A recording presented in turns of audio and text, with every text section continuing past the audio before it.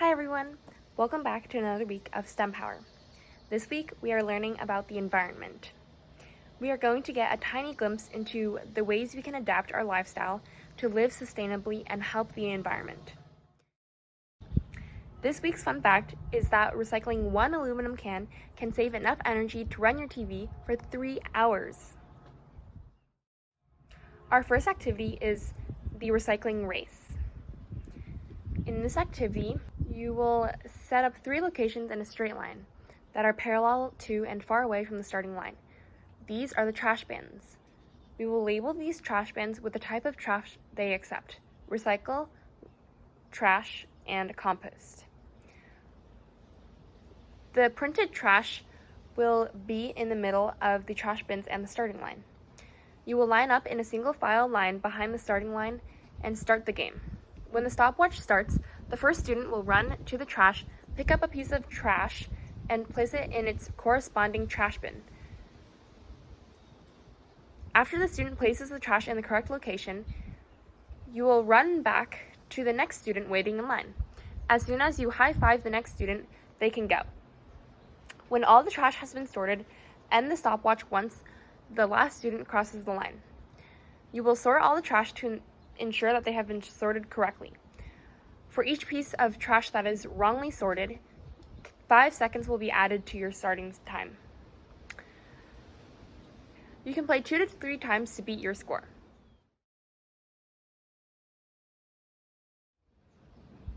I hope you enjoyed that game. What is recycling and why is it so important to recycle? Discuss.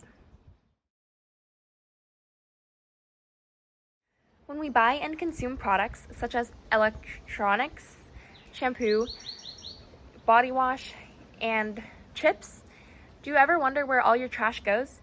It doesn't just magically disappear. It has to go to a landfill, where it sits for years and years and years. Now, people are buying more than ever, and we need to find a way to conserve resources. Recycling gives another life to your products. By recycling plastic, you give it another opportunity to turn into a new product and save it from going to the landfill and polluting the earth. However, there are important things to remember when recycling. You can't recycle everything. Number 1, remember to recycle the correct things. Don't throw everything into the recycling bin. Instead, you can check with your local trash collector to see what they accept in recycling. Just Google your city's trash collector. But a general rule of thumb to follow is to recycle clean, dry plastics. Tip number 2, don't recycle anything smaller than a credit card. Shredded paper and paper scraps may seem recyclable, but they're actually not, if you do it wrongly. If you just throw a bunch of paper scraps into the recycling bin, they're too small to be sorted out of the recycling stream. Remember, there are actual workers sorting your trash, so you need to make sure to keep all of these scraps in a separate pile. You can use a bin, box, or bag, and once you've collected enough, you put it all into a paper bag, staple it shut, and label it shredded paper. This way, it's big enough for the workers to see and they can sort your shredded paper. For the second activity, we will be learning the usefulness of reusable bags. Since we don't have reusable bags to give out, we will be using paper bags to demonstrate the purpose. You will each receive 1 paper bag. You can decorate the bags as you please. Make sure that the bags will be useful in the future. Try not to put things on the inside or staple them shut.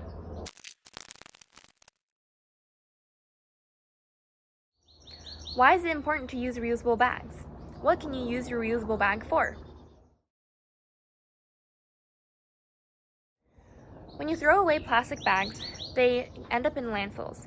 However, because plastic bags are so light, they often blow away from landfills and end up in the oceans and creeks. Turtles can mistake these plastic bags for jellyfish and eat them, and other animals can mistake them for their food as well. Even if the plastic bag is not eaten, it takes hundreds of years for the plastic bag to decompose completely. And even when it does, it doesn't really. Your plastic bag will break down into many, many, many little pieces. You won't even be able to see them with your naked eye. However, shrimp and other animals will think of it as plankton and they will eat it. Then other animals will eat those animals, and this microplastic will travel up our food chain into the fish we eat, eventually ending up in us.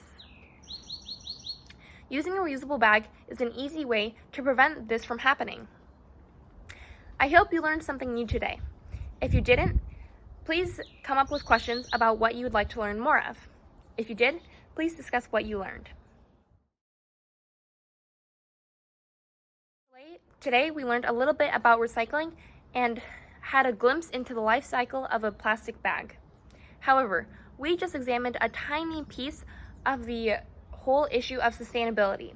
There are many, many other ways that you impact the environment. The food you eat, the clothes you wear, the things you buy, the car you drive, all of these can contribute to your impact on the environment and can contribute to whether you help or harm the environment. For example, in a lot of our clothes today, there's a lot of polyester, which is a fiber made from plastic. If your clothes are stretchy or feel super soft, it's probably polyester. When we wash our polyester clothes in the washing machine, they can release millions or hundreds of thousands of microplastics, which are these little fibrous, clear strands of plastic. These are too small to be filtered out of the washing machine and end up going directly into our oceans, where zooplankton will eat it and it'll end up into our fish. You can help by buying cotton or wool clothes, or you can buy a guppy bag, which you put your clothes in and it catches these polyester fibers. If you'd like to learn more, please let your instructor know and we will be happy to answer any questions you have. I hope you had fun today and I hope you learned something new. I'll see you next week. Bye!